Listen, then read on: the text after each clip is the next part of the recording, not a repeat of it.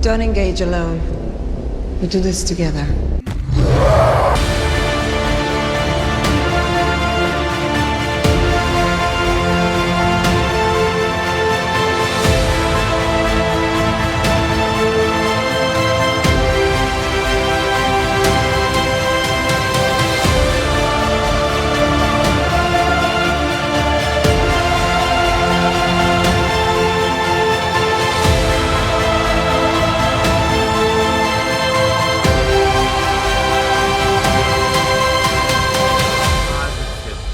Yeah!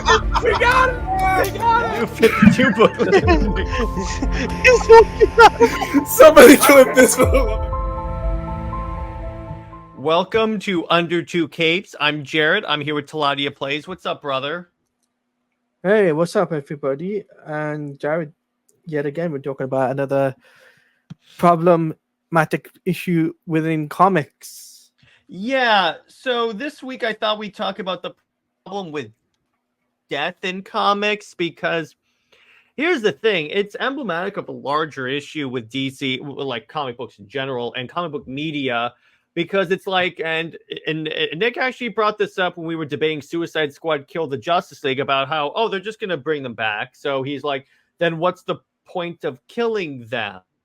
And that's the point here, because Teladia and I, Teladia and I enjoyed Suicide Squad for what it was, but the problem with it is that, yeah, he, to a certain degree, Nick is right. When it comes to death in comics, I'm like, that means like nothing at this point, because we know they're not going to actually kill Justice League. Yeah. It's like a couple of years ago when they were promoting Dark Crisis. The first issue that really promoted it or like started to it was Justice League 75, literally labeled The Death of the Justice League.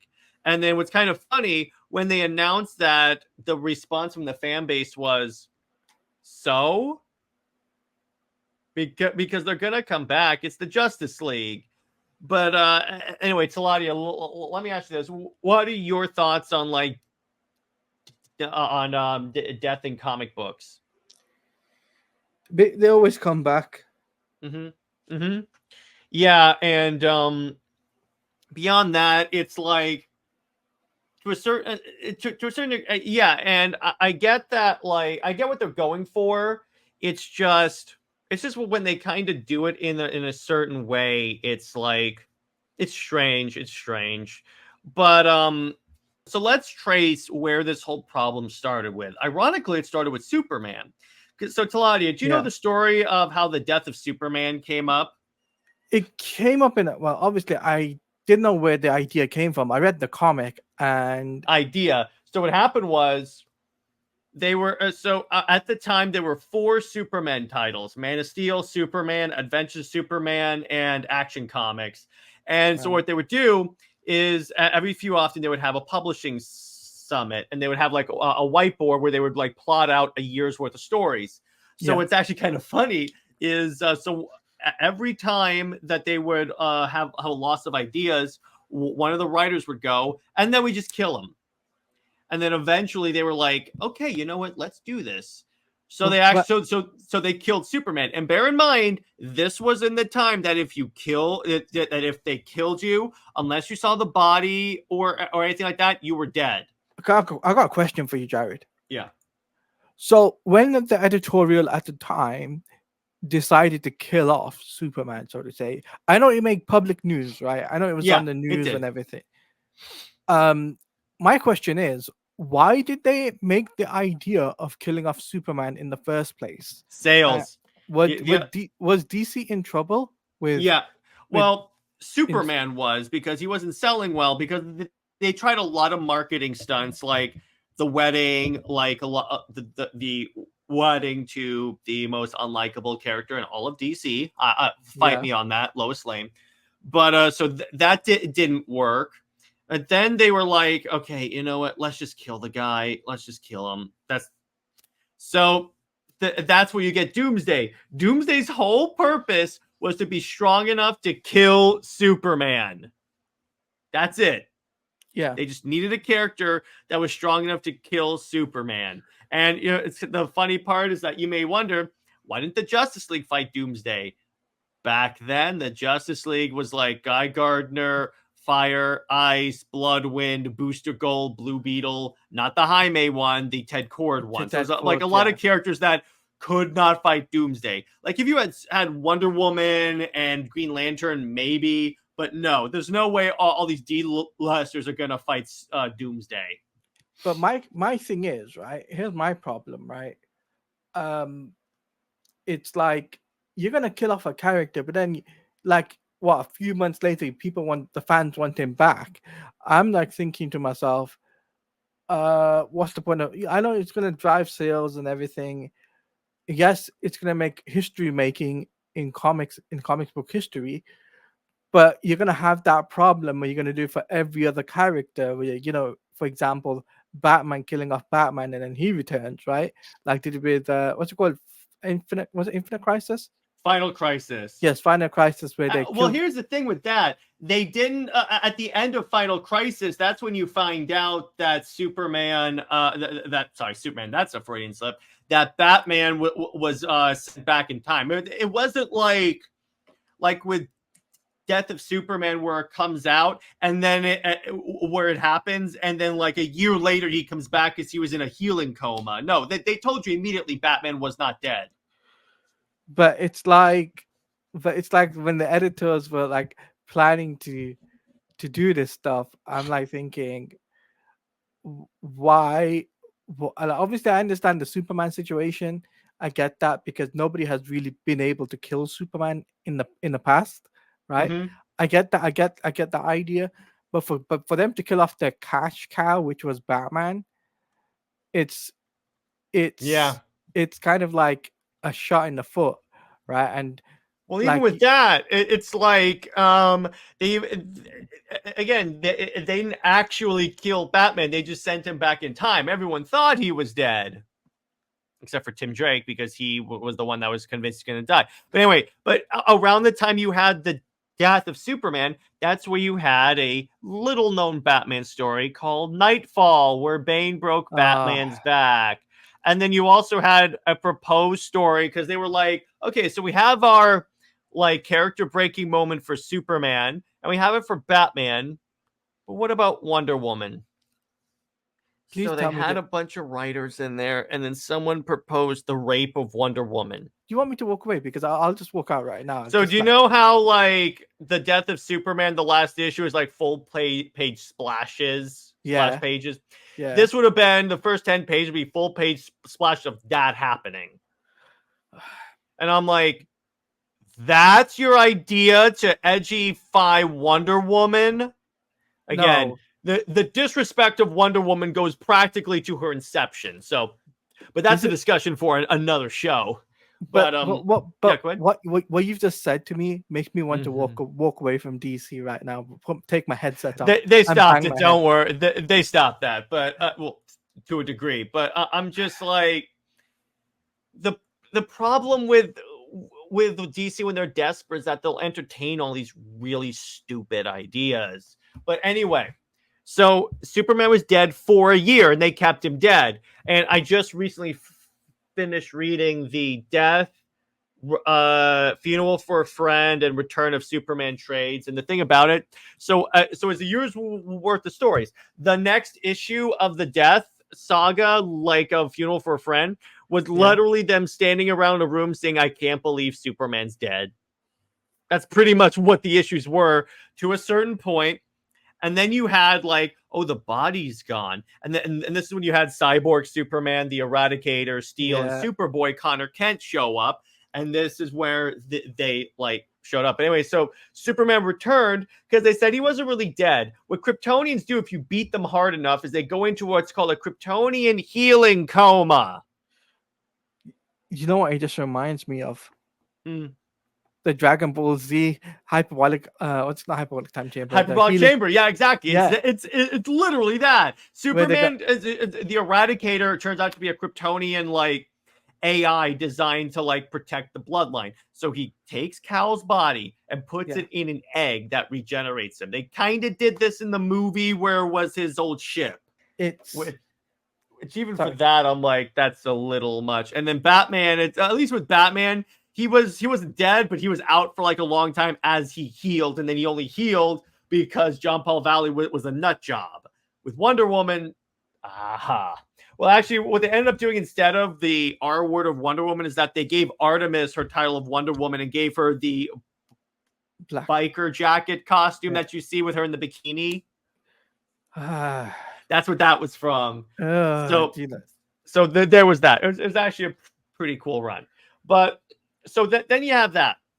And actually the effect of the death of Superman, this is when you got where literally everyone could come back in some way. I mean, hell, in the Spider-Verse, they brought back Uncle Ben as a Spider-Man. That doesn't make sense. And it doesn't. But the fun fact is that there were a few characters that could never come back to life under any circumstances. Bucky Barnes, Jason Todd, and Uncle Ben. Bucky Barnes and Jason Todd came back to life around the same year. You know, it's Winter Soldier and Under the Red Hood came out in the same year. So that's when those two characters came back. And then Uncle Ben obviously was in Spider-Verse. So in other words, after the death of Superman, literally every superhero had a death and rebirth story arc.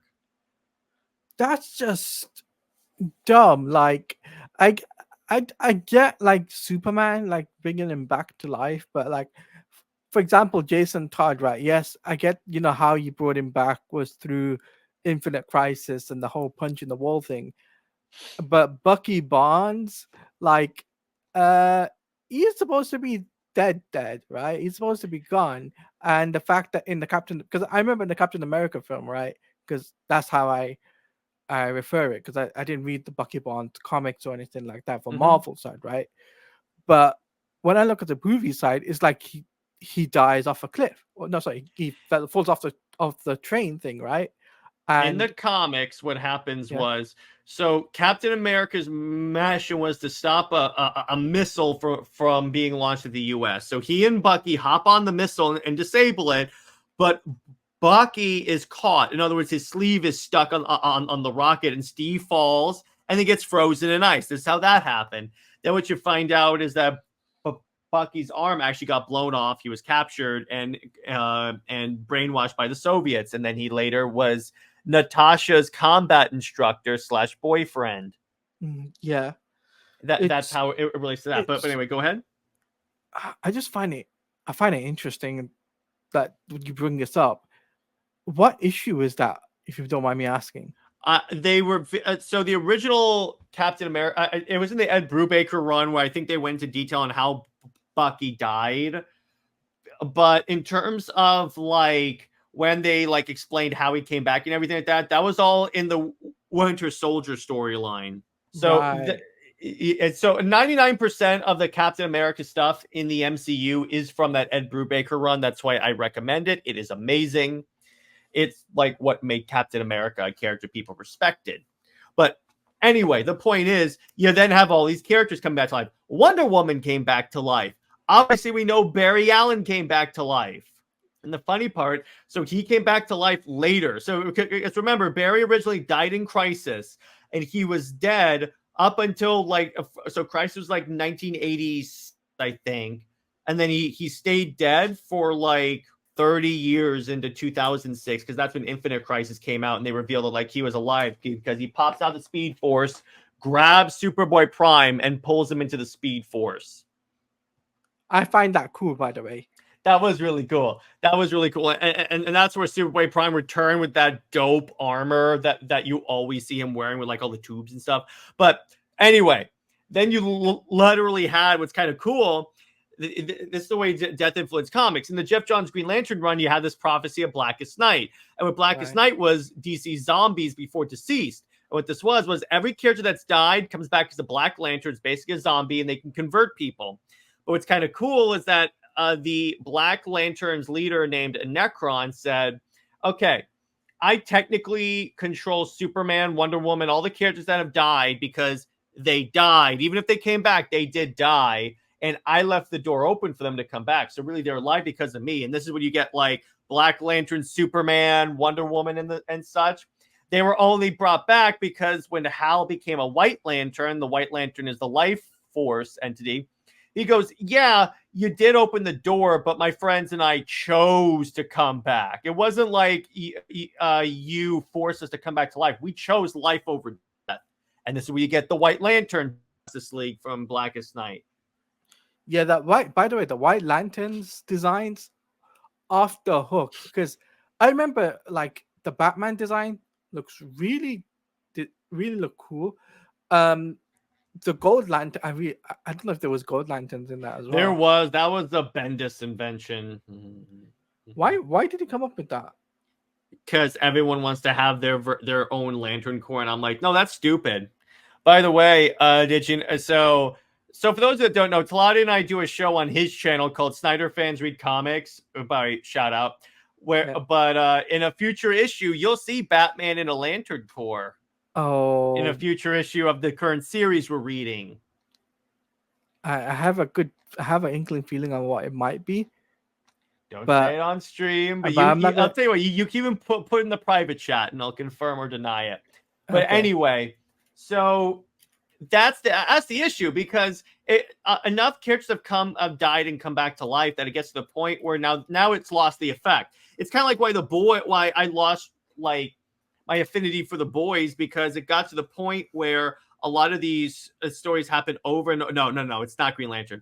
Actually, technically yes, but anyway, where you know how like you do the same thing over and over again, it loses its effect. Right. Yeah. It's kind of that, because it's like again, it's like my problem with Lois Lane. The problem with that is that whenever she's in danger, I'm like, so Superman's going to save her. And even Comic Story RIP said this when I interviewed him. He said the problem with Lois and the problem with pairing superheroes with non-superhero people is that ultimately it comes down to a damsel in distress situation, because there's not that much else you could do. I have a question. Yeah, go ahead. Why didn't they kill off Lois Lane properly and not bring her back?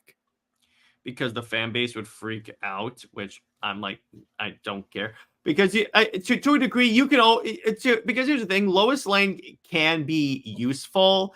It's just you gotta find the right use for her, and the problem is DC hasn't done that yet. The reason why I asked that is because I remember was it post-crisis? I think it was post-crisis, right? Where Lois Lane, died off because of the Kingdom Come. What's it? No, Earth. What had happened was Infinite Crisis. Yeah, so it was post-crisis. You're right there. So that was actually the Golden Age Lex Luthor. So what happened in Crisis on Infinite Earths? This is the way I gotta explain it. So Crisis and the Golden Age, because what Crisis on Infinite Earths did is it destroyed the entire multiverse and reduced it to one Earth. That's it. That's what it was meant to do. So what happened was Superboy Prime, Alexander Luthor from Earth 3, in other words, the good Lex Luthor, and then the Golden Age Superman and Lois went to what's called the Paradise Dimension, which turned out to be like a white room where they could actually watch the post-crisis continuity. And what happened was Lois Lane started dying, and Superman was like, why is this happening? It's supposed to be a Paradise Dimension. So what Luthor told him was that it's because the post-crisis universe is so dark. That's why it's poisoning her. So that's how he got Superman to like side with him when he went to war with the main DC Earth. And then Lois Lane does eventually die, and then Superman actually emits a scream so loud that you can hear it on the other Earth. Then he flies, fights Superboy Prime, and Superboy Prime beats him to a pulp and kills him. So they actually die and end up together in the end, which I'm like, that's a good ending for that pairing. Yeah, I wish they did that for the main continuity though. But they never will, because people will freak out. Oh my gosh, they killed Lois! Yes. And that's the problem with death in comics, is because fans don't understand, like, killing off characters isn't a bad thing. It's supposed to be a good thing, because it gives up, an arc, so to say. You have a beginning, middle, and end, right? Like a storybook, right? Well, not only that, the other thing is like, so what they did in the Zeb Wells Spider-Man run, and I know everyone's clicking their "Why did you say that name?" clip right about now, was so they wanted to make Ms. Marvel a mutant to like align with the MCU because originally she was the Inhuman. So what they did is they decided they hyped up, oh my gosh, a character is going to die in a Spider-Man, and the fans may be so pissed off that Zeb Wells can't go to a con without security. Then you find out it's Ms. Marvel, and they just kill off Ms. Marvel and use it as a marketing stunt, and the fan base was pissed. Not for the reasons that Marvel thought they were going to be, but because they literally used it just so they can resurrect Ms. Marvel as a mutant. Really? That's why Ms. Marvel, Kamala Khan, is now a member of the X-Men. That is very interesting, but at the same time, it's, it's kind of dumb. Oh, kind of? It's extremely dumb is what it is. Yeah, but you can understand the interesting part, right? Of them absolutely. Let me put it this way. It's a way that's within Marvel's, like, ability. In other words, it's part of their continuity that they have the capability to do this. It's not like they're pulling something out of their ass and then expecting it to work. So that's why, to a degree, I respect it. The problem is that they market it as this big thing, and then they kill off a minor character, but they kill her off for marketing for the Spider-Man book.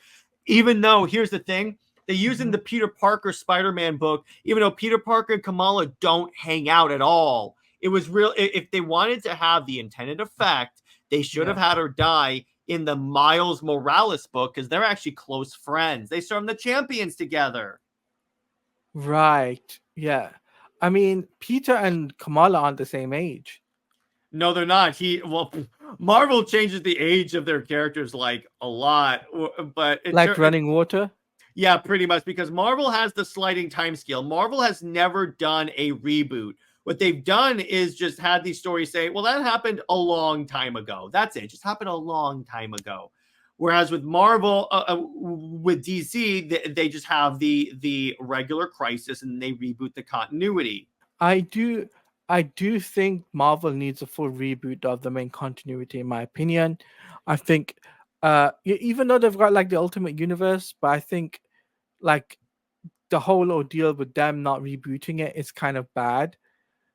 A bad practitioner for the company, if you know what I mean. It gets confusing. That's why I say regular reboots are actually a great thing, because here's the problem with keeping a universe going for a ridiculously long time. All right, because then continuity, unless Marvel and DC actually do their job with their editing, which they're not going to do because that's hard work, and they're too lazy to do this. You're going to end up having either writers that blatantly ignore continuity, like Bendis, and like some other writers, because that's the problem with Bendis. If he doesn't like the current piece of continuity that he's dealing with, he'll just ignore it, and then it leads to continuity issues. This is how you get like Wonder Woman having two origins, and then all of a sudden DC had the stupidest idea: everything's canon.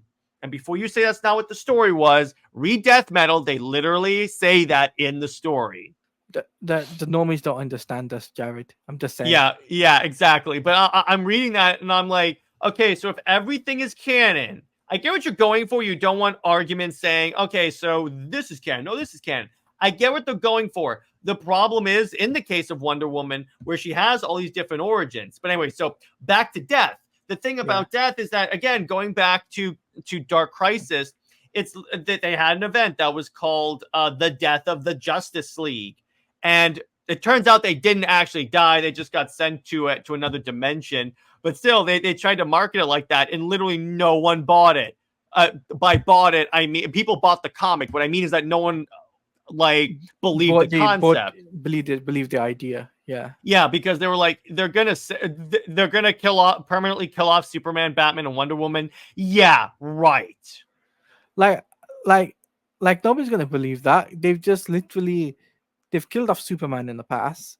They've killed off Batman multiple times, mind you. Yeah, and they've tried to kill off Wonder Woman. Actually, they have killed off Wonder Woman. Have they? Okay. All right, so here's the funny idea. So when John Byrne was writing Wonder Woman, I know. He killed her off by like using some god or something like that. So here's the funny part. At the same time as this is happening, Grant Morrison is writing Justice League. So not only does he have to contend with the Electric Blue Superman, he has to contend with Wonder Woman dying partway through his run. So like in issue 9, Wonder Woman is alive. Issue 10 is taking place after she died. So he literally has to have the Justice League in a table saying, "Oh man, I can't believe Diana's dead." That doesn't make any sense. I know. I know. Well, here's the thing. I think Grant did the best that they could with what they were given, because again, that wasn't Grant Morrison's fault. It's just they kept changing continuity on him because he has to reflect it because he's writing the Justice League. Well, credit to Grant Morrison to at least try and, accommodate to what they were doing. But I feel like them changing it kind of would also confuse the audience. Oh, it did. It definitely did. And me personally, I'm already confused as confused as what. And it's like, it's just mind-boggling that DC would do this type of thing to confuse the audience and to get the audience mad. Because the thing is, that's the problem. Like, you say, "Oh, I'm going to kill a certain character off," then you don't do it. You don't actually kill them off. Like, what was it? What was that comic that I don't think it was Heroes in Crisis. It was I think it was when all the characters were on the front cover, all the Justice League members. Death of the Justice League. It's literally that, and all it they made you think they died, but it turns out they each got sent to these like paradise planets, so the villain Pariah can siphon energy off of them. This is just making me mad. I'm sorry. I know. I'm like, if you're gonna actually mark it as Death of the Justice League, hey, I can respect that, but go through with it. Yes, at least go through with it. I could respect that if you actually kill them, because I'm like, hey, they're taking a story risk. But DC taking risks, that's like antithetical to their whole existence. And this is why DC is struggling to do anything right. Like even like the way I see it is, right? Like Marvel are doing the same thing as DC, but they're not taking risk and taking chances, right? You do the death and it will pay off, right? I've seen it happen before, like with what's it called, Crisis on Infinite Earths, right? It worked for that. You could have just ended it there, and you didn't need to worry about certain characters coming back. You say, okay, they had the beginning, middle, and end. That's that. You have a new beginning, but you don't bring back the characters you've had from a previous timeline and you continue on from that. You don't do that, right? It's a reboot, so to say, right, Jared? So, but DC and Marvel will never learn. They will never learn. They'll never learn because honestly, people keep buying it. That is the problem. Because if people stop buying Marvel and DC comics to punish them for all these ridiculously stupid marketing stunts, then they would learn the lesson. But the problem is people keep buying it, or people keep buying the wrong books. It's like, see, here's the thing. It's like, here's a good example of this working. Do you know why Tom King was kicked off Batman? Because he's a terrible writer. Well, that too, but because sales sank so much on Batman that the Incredible Hulk was outselling Batman. Now that is literally red flags, literally saying to DC, like, to be clear, Immortal Hulk was a freaking amazing storyline. So it wasn't like Hulk was putting out crap. That was like one of the best books ever. But again, the very fact that Batman was outsold, that's when they were like, oh no. Because here's the thing. When Batman sales sag, comic book stores like tank. Because DC is basically, I call it the Bat cushion. Because the reason why DC does not put as much emphasis on the other books, because they have the Batman sales to finance them, because there's like an army's worth of Batman sales. It's I just wish Tom King did not work on Batman. I'm sorry. Like, his Batman run was not as bad as his Wonder Woman run. His Batman run, I will defend to a certain point. It's because he did some new stuff with it. So I was like, okay, you know what? I actually can dig this. It's just the problem is the problem with Tom King is that when he writes a character, he writes them as depressed and suicidal. Like essentially what he put out there for like Bruce Wayne is that he said Bruce Wayne is suicidal and his way of committing suicide is being Batman. That does not make any sense. And I'm like, I get what you're going for. I hate it. But you know what? I can respect that because you know what? He gave some of the best Batcat content I have ever read. So that's why I'm like, no, I'm not going to completely like crap on that run. But like his saying that, oh, he feels suicidal, that's why he's Batman. That's not a good thing to say. I do not like that. No, I do not definitely like that. And the problem is if he wrote the characters consistent, because here's the thing about Tom King, when he actually when he does it right, he does it right. Because I've read plenty of good Tom King stories. That's why it took me so long on Wonder Woman to quit the book, because I was like, okay, you know what? I'm going to give it a shot, because when Tom King gets it, he gets it. He will get you. And Wonder Woman books for a while. Now, in terms of Wonder Woman, I'm still considering bringing it back just so I can, because I don't like to critique stuff unless I read it. Yeah. So it's put me in kind of an uncomfortable situation. Luckily, the 2 polls I did on Instagram and Twitter were inconclusive in that Instagram said yes, but Twitter said no. So I have wiggle room there. So I'm still thinking about doing it. Because at least he's doing new stuff. I appreciate that. But anyway, but the problem with that is that it's like if they're gonna do something new, at least if they're gonna kill a character, because that's significant, at least go through with it. Now, the last thing I want to talk about is the most recent the YouTube poll. The most recent example that's close to Teladia and I is Suicide Squad killed the Justice League, because again they killed the Justice League, and credit to them. I didn't think they would actually go through it. I thought that was like a marketing thing to sell the game, and then it was going to turn out you don't kill the Justice League. I mean, you probably don't, because there's still evidence of clonage, but still, why kill the Justice League if you're just going to bring them back?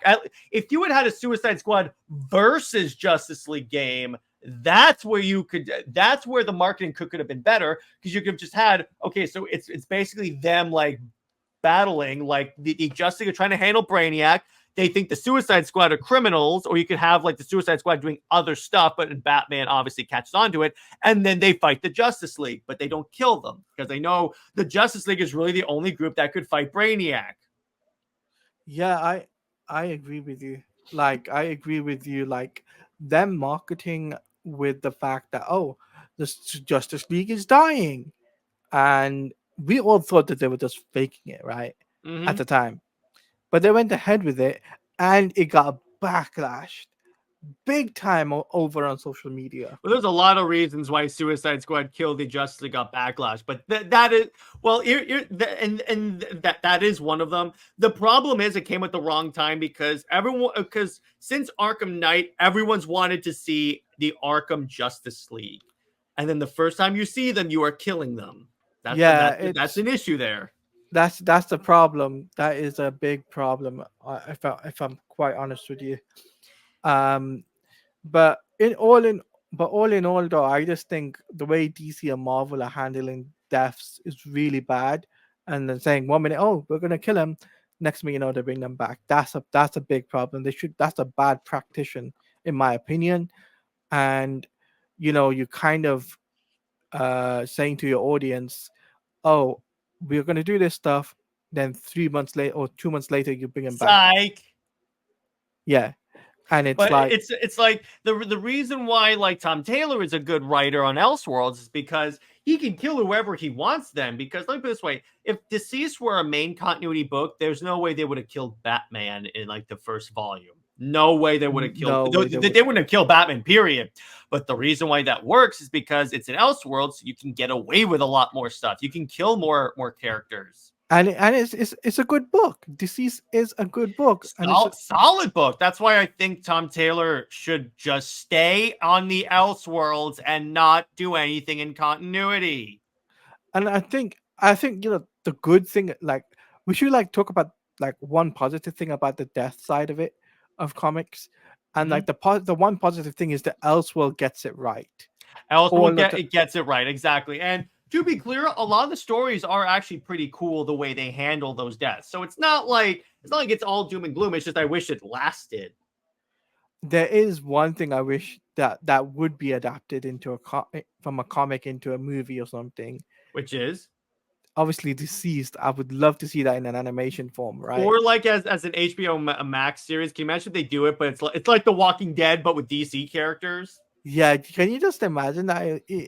It'd be cool because, like, as a comic book nerd, it'd be a fan's dream to have something like that, from taking the page from a comic into a film. And this would sell the death situation, right? And people won't be keyboard worrying about it, right? Well, yeah, because if you market it as an Elseworld story, but it's gonna be pretty Elseworld story when you have like zombie Wonder Woman and zombie Batman. And zombie Batman, exactly. But the thing is like even with that, because then you can do more stuff with the characters. That's why, on a side note, I think the best time to bring back the Snyderverse would be as an Elseworlds, because then no one has an argument of these aren't the characters. That's right. If you want your more optimistic version, you have the Gunverse. If you want the more realistic, gritty characters, you have the Snyderverse. There you go. Everyone gets what they want. Exactly. So, but bringing it back to the problem with death in comics, right? Because I know that's a subject for today's podcast. I just really hope for future sake that DC and Marvel, realize that, look, what we're doing as a practitioner is wrong, and maybe say, look, if we're gonna kill off a character, we kill them off for good, right? And that won't happen because death and resurrection sells too many books. And you know what? If they're gonna go off of what sells, then you know what? I can respect that. The only way that this would stop as a practice is stopped buying the books when they say death. But the problem is you also have the collectors that will collect it because I think the issue is going to be like really expensive. This is when Ms. Marvel died. This is when Wonder Woman died. And this is the resurrection of Wonder Woman. But that's why if you notice, when John Kent had his series called like the Son of Kal-El, when John came out as bi, that was the one issue that spiked in sales because the speculators wanted it for like, oh my gosh, a significant moment in the character's history, and then the sales went right back down. And this is why, Tevye, if you're watching this, I'm gonna say this right now: John Kent deserves to have his very own death in the comic. I'm sorry, but they almost did that in Dark Crisis. As a matter of fact, you know what? It was good. And the problem with this is the one time we'll talk about this on the podcast. The problem with de-aging him is he wasn't selling when he was de-aged either. So really, you're screwed either way. I get the feeling he sold more now, so that's why they keep him there. But anyway. But anyway, yeah. But in terms of that, yeah. So you may be wondering, Jared, Teladia, how do you make Marvel and DC respect that? Stop buying the books. That's it. Stop moaning about it on Twitter. Yeah, exactly. I adopt the comic historian's method by R.I.P. Benny. That's don't buy it, talk about it. Because even if you don't buy it, they want the conversation. They want the Twitter clicks. If you take that away and the money, they will stop. Exactly. And that's why me and Jared are saying this right now. Don't buy the book and don't complain about it on Twitter. If you do those two things, you're golden. That's why Zach, I got news for you, anti-Snyder fans. That's why Zach keeps getting work. In part because his work is really good. It's not I think that. But it's also because he gets clicks and conversations. That's what these online things want. If you really want him to go away, stop talking about him. It's really that simple. But a lot of people have created a platform on hating on Zack Snyder, so they can't do that. But yeah, but I just think Jared, this is a question for you, right? Mm-hmm. In terms of comics, who do you think deserves to have their very own death next? John Kent, Lois Lane. No, besides the ones you hate. I honestly, I would say don't kill off any characters at this point because it's not gonna have the marketing boost you think it is at this point. The time when you can do a death and resurrection and have it be good is long past. At least I think that's my opinion on that. My answer is don't do it. I mean, they killed off Perry White at one point, right? They brought him back though. But they brought him back, yeah, which is dumb. Exactly. But, if you're gonna bring, or how about this? Don't kill a character you're gonna bring back. Yeah, it's dumb. It's dumb. But Jared, like, is there anything else we want to add for this week's podcast, or? I think that's a good place to leave it. But drop below what you think the problem with comic book death is, what your opinions on it are. But yeah, we're gonna call it. So Teladia, how about you tell the fine people at home where they can find you and what you got coming on your channel? Okay, you guys can follow me on Twitter at @TeladiaPlays_, and you want to check me out on YouTube is at Teladia Plays. What I've got coming up on my channel is I've got my Adventure with Superman reaction stream. And yes, it's this week's episode. I've got one. I'm going to be doing it with Jared on a Sunday afternoon, Sunday evening, UK time. And I've also next week I got Snyder Fans Read Comics, and it's the new arc as we covered the Grid. As that's the new thing. Yes, it is. Yes, it is. The Grid. As we rapidly approach the Trinity War. So I can't wait. Stuff goes down. So I can't wait to cover this stuff, and I'm also going to be doing some gaming streams soon. Don't know when. It's Marvel Rivals is coming up pretty soon, so I'm pretty sure I'm going to be covering that on the channel too. So stay tuned for that. Heck yeah. And as for me, obviously the next legendary gaming stream is going to be Assassin's Creed Odyssey, where he plays Wonder Woman.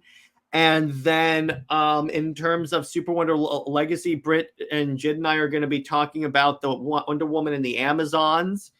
And in terms of commentary and next Under Two Capes, I'm still thinking about that. And then it looks like in terms of movie night, unless Sam Liu gets back to me with him, I believe we're going to be talking about Superman, Man